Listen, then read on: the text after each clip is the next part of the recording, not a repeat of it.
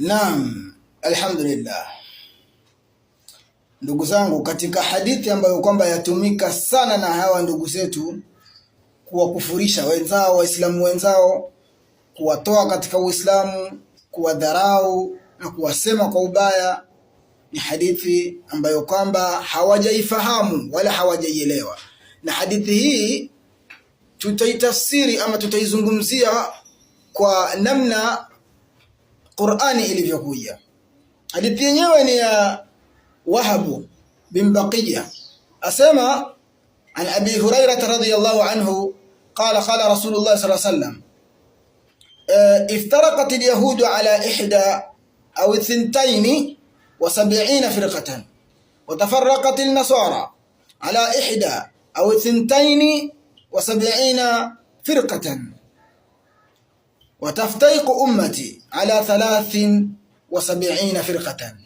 Tusa salamu hapa alitoa mifano akasema kwamba Mayahudi wamegawanyika makundi 71 ama 72 na Manaswara hivyo hivyo, na akasema na ummati wangu utagawanyika makundi 73. Sasa hapa kitu muhimu cha kutazama mahali shahid, kwanza tutaka tutazame hiki kilima cha ummatun. Je, katika Qur'ani kimekuja vipi na kimekuja kwa maana ngapi? Moja kwa moja tukienda katika Qur'an, katika aya kana nasu ummatan wahidatan, watu walikuwa ni umma mmoja, fab'atha Allahu an-nabiyina mubashirin wa mundhirin. Sasa tuangalie kwa tafsiri za maswahaba wanasemaje. Hii aya imekuja kwa kilmatu ummatun, kimekuja katika Qur'ani kwa maana mbili. Maana ya kwanza, Abdurrazzaq atuambia, asema an Qatada fi qawlihi kana an-nasu ummatan wahidatan, katika kauli ya Mwenyezi Mungu kusema kana an-nasu ummatan wahidatan, qala kanu ala al-huda jami'an, wote walikuwa katika uongofu, watu wote walikuwa katika uongofu.